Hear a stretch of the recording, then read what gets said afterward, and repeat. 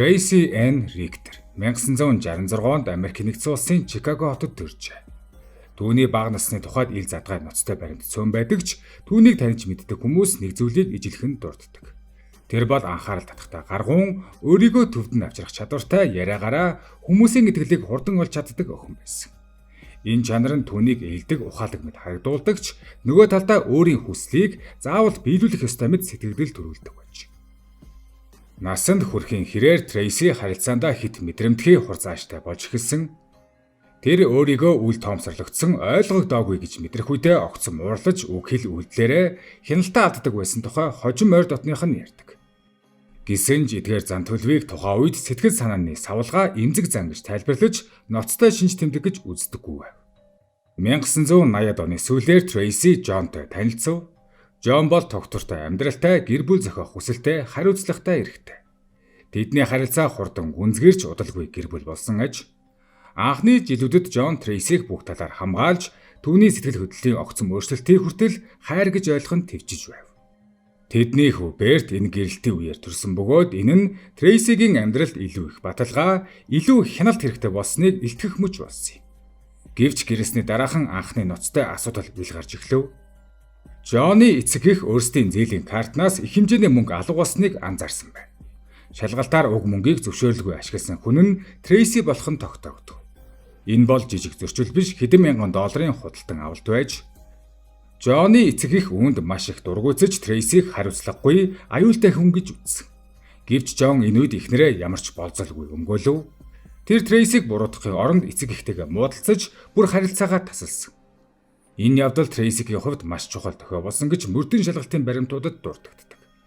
John түүний төлөө өөрийн гэр бүлтэйгээ сөргөлдөж чадна гэдгийг тэр ойлгосон юм. Энэ нь хайр байж болох ч нөгөө талаас Tracy-гийн хувьд хяналтаа тогтоох боломж байлаа. Энэ явдлын дараа Tracy-гийн зан авир улам хурцтав. Маргааны үеэр дууга өндөрсгөх, эд зүйл шидэх, гинэт уйлах, дараа нь бүрэн үл тоомсорлох зэрэг зан төлөв давтагдах болсон.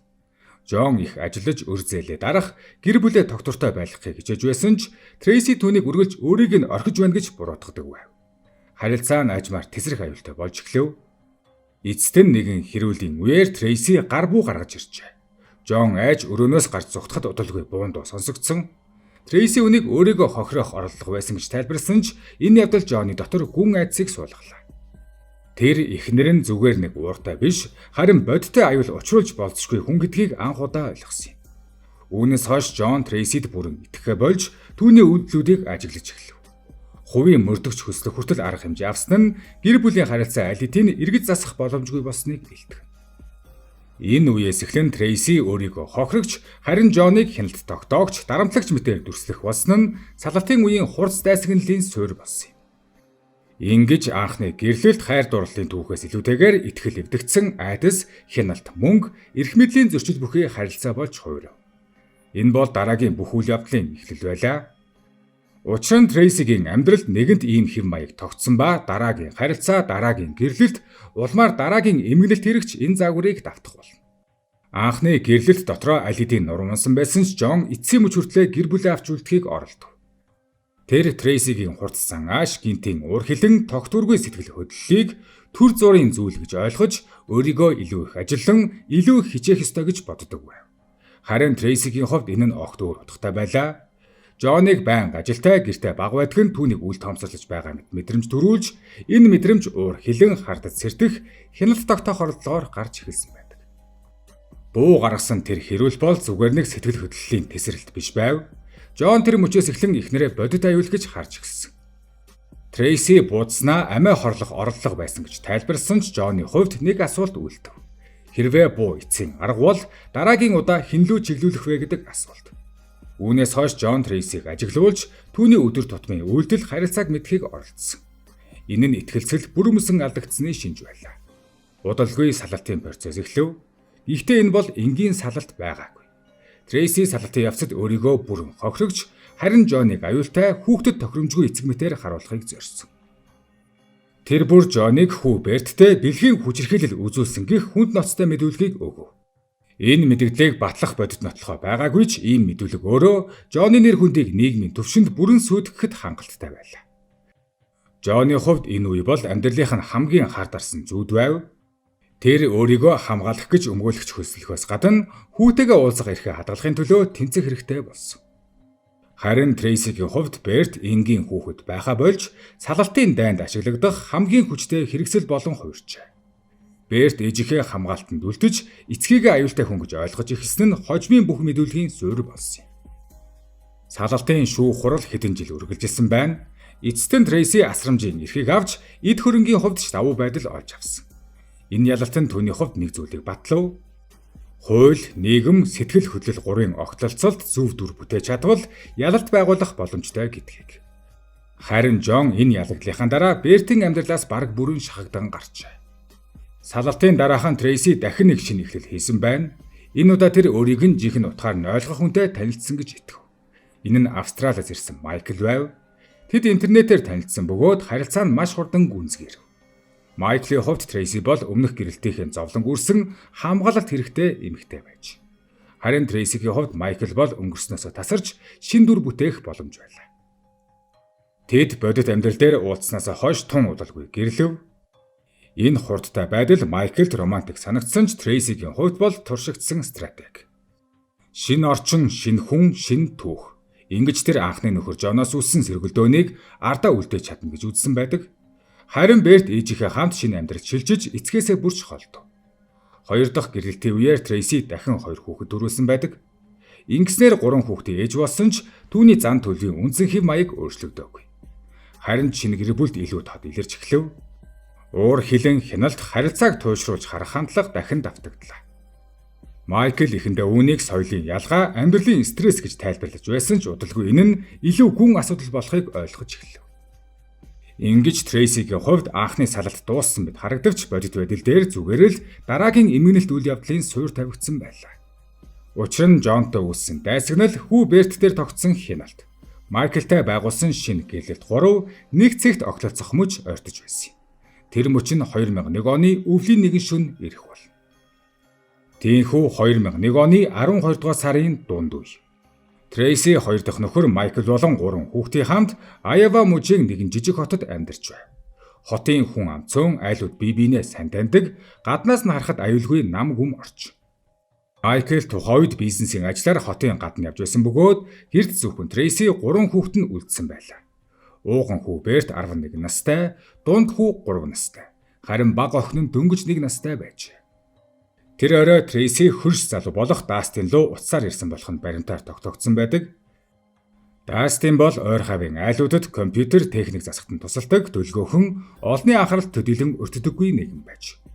Тэр өмнө нь Трейсид тусалж байсан тул энэ удаагийн дуудлагад огц сэжиггүйгээр хариу өгсөн байна.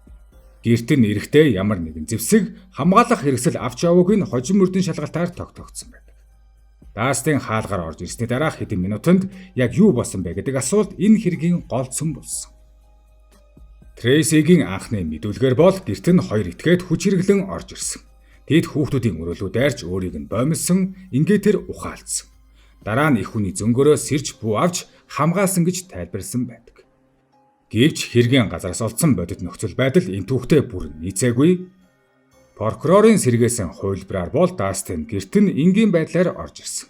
Хаалгыг нэгдсэн уулмар байгаагүй, цоож гимтээгүй, дотроос нь түгдсэн байдалж илрээгүй. Энэ нь урилгагүй халлага биш, харин зөвшөөрөлтэй оролт байсныг илтгэж байв. Үүний дараа Трейси түүнд гар буу тулган сүрдүүлсэн байх өндөр магадлалтай гэж үзсэн. Энэ үеэс нөхцөл байдал Дастины хувьд бүрэн хяналтаас гарчээ. Гэрийн дотор 3 хүүхэд байсан ч тэд тус тустай өрөөнд байж, Берт хожим мэдүүлэхдээ өөрийн дүү нарыг хамгаалахын тулд өрөөнд хамт байсан. Чимээ шүүгэн сонссон, ээжиг нь аюулд орсон гэж ойлгосон тухай ярьжээ. Гэвч мөрдөгчд түүний ярианд нэг зүйлийг анзаарав. Тэр үйл явдлыг мэдэрсэн хүүхэд бус харин дараалттай түүх ярьж байсан. Айдас эмх замбраагүй дурсамж гэхээс илүү шалтгаан үр дагавар бүхий тайлбар давмгайлж байлаа. Хэсэг хугацааны дараа харин буудлага болсон. Гэхдээ буудлагын нөхцөл байдал өөрийгөө хамгаалалт гэх ойлголттой нийцээгүй. Задлан шинжилгээгээр Дастины бид 9 сум туссан, түүний дотор 3 сум толгойн ар хэсэгт нь оногдсон нь тогтоогдов. Энэ нь Дастин аль хэдийн газар хэвтэж, нүрээрээ доош харсан, эсэргүүцэх чадваргүй байхад нь дахин буудсан болохыг илтгэж байв. Ийм буудлага айдаст авцсан сандран хамгаалсан хүний үйлдэл гэхээс илүү шийдвэртэйгээр дуусгасан үйлдэл мэт харагдав. Буудлагын дараа болсон үйлдэлүүд ч сэжиг төрүүлв. Дастины машиныг шалгахад улаан хавцтай дэвтэр олджээ. Дотор нь Трейсигийн анхны нөхөр Жоныг хэрэгт татан оролцуулсан агуулга маш нарийн дэлгэрэнгүй бичигдсэн байв. Энэ дэвтэр хэргийн дараах нь нийтэд зарлагдаагүй, зөвхөн мөрдөн шалгах байгууллагуудын дотоод баримт болон хадгалагдсан ч хожим маш чухал нотлохоо болж хувирсан. Трейси цагдаа дуудлага өгөхүүдээ өөрийгөө амьсгалахад хүндрэлтэй боомлуулсан гэж мэдүүлсэн байдаг. Гэвч эмч нарын үзэлгээр түүний хүзүүн дээрх улаалт олсоор боомлоснаас үүсэх гэмтэлтэй тохироогүй. Харин үрэлт даралтаас үүссэн мэт харагджээ. Энэ нь өөрөө өөртөө учруулсан байх магадлалыг үгүйсэхгүй байв. Харин Трейси анх мэдүүлэхдээ 2 хүн гэрт нь орж ирсэн гэж мэдүүлсэн байдаг.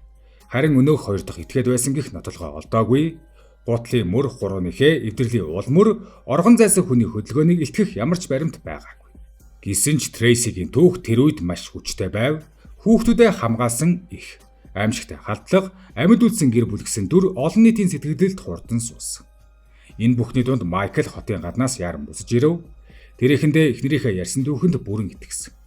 Хөрш залуу Дастин им хэрэг хийсэн гэхэд итгэхэд хэцүү байсан ч айдас эмх замбраагүй байдалд юу ч тохиолдож болно гэж өөрийгөө тайвшруулж байлаа. Гэхдээ тэр үед Майкл гэр дотор болсон нарийн ширийн зүйлийг мэдэх боломжгүй байсан. Тэр зөвхөн бэлэн болсон түүхийг сонсчээ. Ингэж 2001 оны тэр шөнө дуусав. Гэвч бодит байдал дээр энэ шөнө ганц хүний амнасаар дуусаагүй. Энэ шөнө 3 хүүхдийн дурсамж 2 гэрлэлтийн хувь заяа нэг эмэгтэй олон жилийн турш бүтээсэн дүр бүхэлдээ дараагийн шатанд шилжсэн. Харин тэр үед хинч үнийг бүрэн ойлгоогүй байлаа. Энэ хэрэг гарахад бодит байдлаас илүү хурдан дарахсан нэг зүйл байв. Тэр бол түүх. Трейси хүүхдээ хамгаалсан, гертэн зэвсгэлсэн этгээдүүд халдаж, тэр айдас дунд буу барин амьд үлдэхийн тулд буудсан гих өгүүлэмж хэвлэл мэдээлэлээр богино хугацаанд нэг л өнгөөрөл төгжээ. Жижиг хотод болсон аимшигт хэрэг 3 хүүхэдтэй ээж. Үхэл амьдралын зааг дээрх тэмцэл гэдэг нь мэдээний хувьд төгс сэдэв байлаа. Энэ түүхийг эхлээд Трейсигийн өөрийнх нь мэдүүлэг тодорхойлсон. Дараа нь цагдаагийн албан ёсны дүгнэлт гараагүй байхад хэвлэлүүд өөрийгөө хамгаалсан байж болзошгүй гэдэг үгийг өөрийгөө хамгаалсан болгон хувиргачээ. Ингэж баримт батлагдахаас өмнө сэтгэл хөдлөлт тулгуурласан үнэлгээ нийгэмд суусан юм. Олон нийтийн хувьд Дастин бол танихгүй итгээд, харин Трейси бол аимшигт халдлагад өртсөн ээж. Энэ үед хамгийн их ашиг хүртсэн хүн нь Трейси байлаа. Учир нь анхны нөхөр Жонтой хийсэн асрамжийн маргаан дахин хөндөгдөх шатандаа явж байсан. Жон өмнөх сарлалтын дараач Берттэй уулзах асрамжийн эрхээ тэлэх орлогоо зогсоогоогүй. Харин энэхүү хэрэг гарсны дараа нөхцөл байдал огцом өөрчлөгдөв. Хэрвээ Трейси хүүхдүүдэд хамгаалж амнасаа эрсдэд оруулсан бол Жон ямар дүрд үлдэх вэ гэдэг асуулт автоматар гарч ирнэ. Асрамжийн шүүхтэр Бертийн мэдүүлэг дахин голлох үүрэг гүйцэтгэв. Тэр өөрийн ээжийн ярьсан түүхийг баталж тэр шөнө айж дүүнэрээ хамгаалж байсан тухайга тайлбарлав. Шүүх энэ мэдүүлгийг хүүхдийн үнэн сэтгэлээсээ ярьсан үг хэмээн хүлээн авсан. Учир нь тухайн үед Бертийн мэдүүлгийг үгүйсгэх хангалттай эсрэг нотолгоо ил болоогүй байлаа. Ингэж Баатар ээж гих дүр асрамжийн шүүхэд шууд нөлөөлөв. Жон өөрийгөө хамгаалах ямар ч боломжгүй байдалд орсон. Эцэст нь шүүх Бертийн асрамжийг Трейсид дахин үлдээж Жоны оролцоог хязгаарлав. Харин энэ бүх хугацаанд мөрдөгчд хэрэгт эргэлзээр байсан ч тэдний эргэлзээ олон нийтэд хүрч чадсангүй. 2 дахь этгээд байсан гэх нотолгоо байхгүй, буудлагын өнцөг тохирохгүй. Бас машинаас олдсон дэвтэр хэтэрхий зохиомл мэт санагдсан ч энэ бүхэн нэг нэгээрээ олон нийтийн итгэлийг нураахад хангалтгүй байсан. Харин Трейсигийн түүх нэгэнд тогтсон, баталгаажсан мэт хүлээн зөвшөөрөгдсөн байлаа. Майклийн хувьд ч нөхцөл байдал тодорхой бус байв. Тэр эхэндээ эхнэрээ хамгаалж хэвлэлд ярилцлага өгөхөөс татгалзаж гэр бүлийнхээ аюулгүй байдлыг нэн тэргүүнд тавьсан. Гэвч цаг хугацаа өнгөрөх тусам Трейсигийн зан авир эрс өөрчлөгдөөгийг ойлгож эхлэв. Өөр хилэн хяналт тогтоох орлого, эд зүйл эвдэх, сэтгэл зүйн дарамт үргэлжилсээр байв. 2001 оны хэрэг Трейсиг өөрчилсөнгүй, харин түүний өмнөх хэв маягийг илүү хууль ёсны мэт болгожээ. Ингээд хэдэн жил өнгөрөв. Гадаад ертөнцид Трейси бол аимшигт халдлага даван туулсан ээж хിവэр үлдэв. Харин энэ бүхний цаана мөрдөн шалгах байгууллагуудын дунд бас буудуулж амиа алдсан хөөрхий Дастины гэр бүлийн хувьд энэ хэрэг хизээж хаагдаагүй. Дастины ээж хүүгээ гэмт хэрэгтэн байсан гэдэгт итгээгүй, харин ч хэн нэгний зохиомл түүхийн золиос болсон гэж үзсээр байлаа. Үүний эсэргүүцэл анхандаа дуугүй шахан байсан ч цаг хугацаа өнгөрөх тусам илүү тод болсон. 2000-ад оны дунд үе гэхэд нийгмийн ур амьсгал аажмаар өөрчлөгдөж эхлэв. Хэвлэл мэдээлэлч гэсэн өмнөх шигээ нэг талын түүхийг шууд үнэн гэж хүлээж авах нь багассан. Хамгийн чухал нь мөрдөн шалах байгууллагад шинэ хүмүүс орж ирж хуучин хэрэгүүдийг дахин харах боломж бүрдэв. Ингэж 2001 оны хэрэг дахин нэгдэх суурь аажмаар тавигдсан юм. Гэхдээ энүүд Трейси өөрийгөө аюулгүй гэж бодож байлаа. Асрамжийн эрх олон нийтийн дэмжлэг өмнөх жилүүдийн турш тогтсон дүр түүнийг хамгаалж байна гэж итгэж байв. Харин бодит байдал дээр баримтууд аажмаар нэгцэх цугларч түүхийг бүхэлд нь өөр өнцгөөс харах мөч ойртож байлаа. 2001 оны хэрэг албан ёсоор хаагдаагүй ч бодит утгаараа удаан хугацаанд хөдөлгөөнгүй байсаар иржээ. Гаднаас нь харахад өөрийгөө хамгаалсан байж болзошгүй гэдэг тодорхой бус дүгнэлт үлдэж Трейси ч ял зэмгүй амьдарч байв. Гэвч мөрдөн шалгах байгууллагын дотор энэ хэрэг хизээч бүрэн итгэл төрүүлж байгаагүй. Эргэлзээ үлдсэн, харин тэр эргэлзээг нотолгоо болгон нэгтгэх цаг нь болоогүй байл. Энэ байдал 2009 онд өөрчлөгдсөн 8 жилийн дараа. Мужийн тухайн тойрогт шинэ прокурор томилогдож өмнөх он жилүүдэд шийдэгдээгүй дутуу хаагдсан хэрэгүүдийг дахин шалгах ажлыг эхлүүлжээ. Хөөрхий буудуулсан Дастины хэрэг түүний анхаарлыг даруй татсан. Учир нь хэргийн материалуудыг эхнээс нь уншихад нэг бус олон зөрчил хоорондоо давхцаж байлаа. Хэргийн газрын бодит нөхцөл буудлагын өнцөг, хоёр дахь этгээдийн тухай нотлогоо дутмаг байдал. Трейсигийн бие дээрх гэмтлийн шинж чанар, мөн хамгийн чухал нь улаан хавцастай дэвтэр. Энэ дэвтэр бол олон жилийн турш олон нийтийн нүднээс нууцлагдсан баримт байв. Дастины машиныг шалгах явцад олдсон уг дэвтэрт Дастин өөрийгөө хөлсний алуурчин мэтээр дүрсэлж, Трейсигийн анхны нөхөр Жон түүнийг Трейси болон Берт хоёрыг алах даалгавар өгсөн гэх агуулга бүхий маш нарийн бичигдсэн төлөвлөгөө байлаа. Анх харахад энэ дэвтэр Трейсигийн түүхийг бүрэн батлах санагддаг. Гэвч прокурорын хувьд яг энэ хэд наривчилсан байдал нь хамгийн их сэжгийг төрүүлжээ. Дастин амьдралдаа өөрийн тэмдэглэл хөдөлдөггүй, альваа зүйлийг бичгээр үлдэх зуршилгүй хүн байсныг түүний ойр дотныхан баталсан. Тийм хүн яагаад гинэд өөрийгөө гинт хэрэгт холбогдсон, нарийн дүрсэлсэн ийм бичвэр үлдээн вэ гэсэн асуулт гарч ирв. Мөн бичгийн хэв маяг үг хэллэг нь Дастины боловсрал ярианы төвшнөөс илүү нарийн төлөвшсөн шинжтэй байв. Энэ нь уг дэвтэр өөрийн санаачлагаар биш, зааварчилгаатайгаар бичигдсэн байх магадлалыг нэмэгдүүлв. Гэхдээ уг дэвтрийг дахин нээхэд хүргэсэн хамгийн чухал баримт нь өөр зүйл байлаа. Прокурорын баг Трейсигийн ойрын хүрээллийн хүмүүсийг дахин байцаах явцад нэгэн эмэгтэй мэдүүлгийг авчээ. Уг найз бүсгүй нь хэлэхдээ олон жилийн турш Трейси цагдаа нарт Жоныг яллах нотолгоо байгаа хэрн тэд яагаад юу ч хийхгүй байна вэ хэмээн уурлаж байсныг дурдсан юм. Энэ өгүүлбэр асар их ач холбогдолтой байв. Учир нь улаан дэвтэр олон нийтэд зарлагдаагүй, бүр Трейсид ч албан ёсоор мэдэгдээгүй баримт байсан. Харин Трейси уг дэвтрийг байдгийг мэдэж байсан нь бараг тодорхой болжээ. Энэ нь ганц л дүгнэлтлөө хөтөлсөн. Трейси уг дэвтрийн агуулгыг урьдчилан мэдэж байсан. Магадгүй бүр түүнийг бий болгоход оролцсон байж болзошгүй. Үүн дээр нэмэгдээд шүүх хэмнэлгийн шинжилгээг дахин хийлгэхэд өмнөхөөсөө илүү тод дүгнэлт гарв. Толгойн ар хэсэг туссан 3 сум нь Дастиныг аль хэдийн унсан, эсэргүүцэх чадваргүй байхад нь буудсан гэдгийг илтгэж байв. Энэ нь өөрийгөө хамгаалах үйлдэл байж таарахгүй. Мөн Дастин зэвсэггүй байсан нь батлагдав. Хаалгыг эвдсэн уулмар байгаагүй, хоёр дахь халдагчин оршин байсан гэх ямар ч бодит нотолгоо олдоогүй. Эдгээр баримтуудаас тус тусад нь харвал маргаантай мэт боловч нийлүүлбэл нэг л түүхийг зааж байлаа. Тэр бол төлөвлөгөөт аллага. Прокурорын баг ийхүү хэрэг явдлын өөр хувилбарыг бүрдүүлв.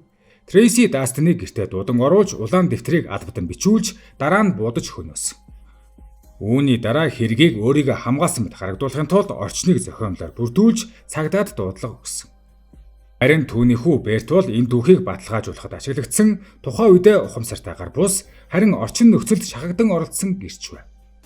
Тийхүү хэрэг явдлаас 10 жилийн дараа буюу 2011 онд Трейсиг баривчилж нэгдүгээр зэргийн алгын хэрэгт буруутгав.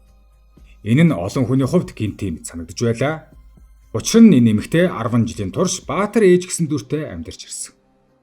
Гэвч шүүх хурал эхлэхэд прокурор баримтуудыг сэтгэл хөдлөлгүйгээр логик дараалтайгаар нэгтгэн харуулв. Хэн худалч вэ гэдгийг бус баримтууд юу өгүүлж байгааг л харуулах стратеги баримтсан. Шүүх хурал эхлэх үед олон нийт аль хэдийн 2 өөр Трейсиг мэддэг болсон байлаа.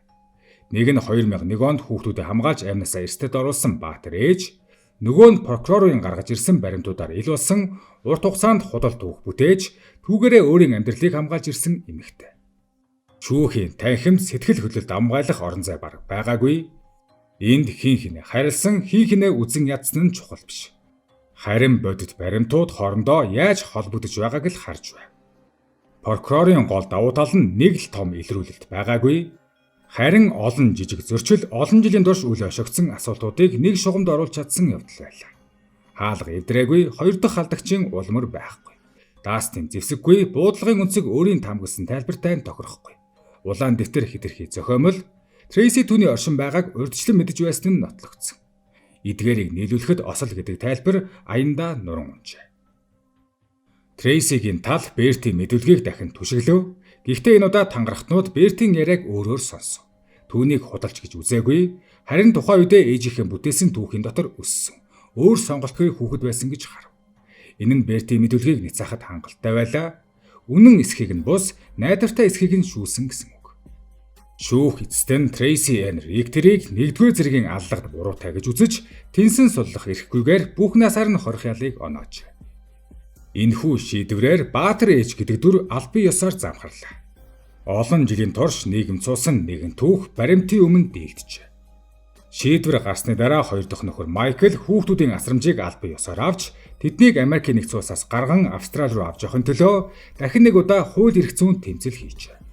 Трейси шоронгосоо энэ шийдвэрийг эсэргүүцэж, хүүхдүүдтэйгээ уулзах эрхээ алдахгүй байхыг оролдсон ч эцэст нь Майкл ялсан. Тэр хүүхдүүдээ аль болох хэвийн тогтвортой орчинд өсгөхийг зорьсон бөгөөд олон нийтийн анхаарлаас хол байлгахыг хичээжээ. Харин том хүү Берт ээжийнхээ талд үйлдсэн юм. Тэр өнөөдрийг хүртэл ээжигээ гин буруугүй гэж үздэг. Насанд хүрснийгээ дараач Трейсигийн хэргийг дахин хэлэлцүүлэхийг хүсэж, гарын үсэг цогдуулах аян өрнүүлсэн ч өргөн дэмжлэг авч чадсангүй. Энэ нь нийгэм аль хэдийн өөр дүгнэлтэнд хүрснийг харуулв. Гэхдээ Бертийн хувьд энэ бол хууль эрх зүйн маргаан биш, харин өөрийн бүх амьдралынхаа суурь итгэл үнэмшлийг хамгаалах оролдлого байсан. Хохирогч Дастины гэр бүлийн хувьд энэ шийдвэр хожимдсан ч гэсэн тодорхой хариулт өгөв. Хүүнд гэмт хэрэгтэн байгаагүй. Харин хэн нэгний зохиомл түүхийн золиос болсон гэдэг нь албан ёсоор тогтооглоо. Гэсэн ч энэ үнэн тэдний алдсан амьдралыг буцааж чадаагүй. Харин нийгмийн хувьд энэ хэрэг нэг чухал сургамжийг үлдээжээ.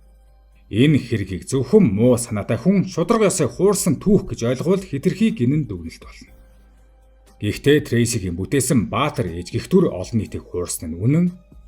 Хэвлэл мэдээллийнхэн баримтаас уртж түүний түүхийг давтан түгээж асуулт асуухын оронд сэтгэл хөдлөлийг дэмжсэн нь ч бодит үнэн.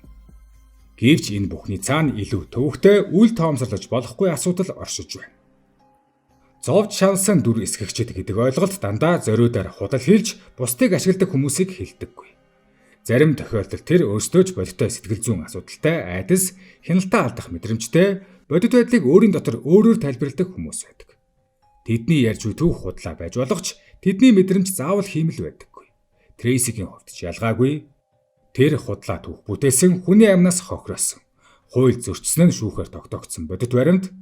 Гэхдээ тэр өөрийгөө хохирогчж үзэж байсан байх магадлал бодит аюул мэдэрж байсан байж болохыг үгүйсгэх аргагүй. Энэ нь түүнийг цагаатгах шалтгаан биш, яагаад ийм түүхүүд заримдаа маш ихтгэл үнэмшилтэй, олон хүнд нөлөөлдөг вэ гэдгийг ойлгоход чухал.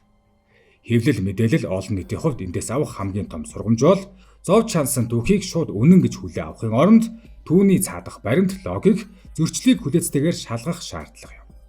Учир нь хохирогч мэд харагдаж буй хүн буруутан байж болно. Харин буруутан мэд харагдаж буй хүн бодит хохирогч байж мэднэ. Эдгээрийг ялгах цорын ганц арга нь сэтгэл хөдлөл бус баримт юм. Эцэст нь энэ хэрэг бидэнд нэг зүйлийг сануулж байна. Хуурамч түүх дандаа хүйтэн тооцоотой санаанаас төрдөггүй. Заримдаа тэд айдас, эмгэг, хяналтаа алдах мэдрэмжээс урган гарч бодиттой мэд итгүүлж чаддаг. Харин шударга ёс тэдгээрийг ялгаж салахын тулд цаг хугацаа, төвчээр баримт шаарддаг. Тиймээс энэ түүхийг сонсоод хэн нэгнийг шууд буруутгахч биш, сохроор өмгөөлөгч биш. Харин нэг асуултыг өөрсдөө тавих нь хамгийн зөв төгсгөл болов уу? Бид үнэндээ хэн нэгний гаргаж сэвсэн түүхэнд итгэж байна уу? Эсвэл баримтанд итгэх ёстой юу?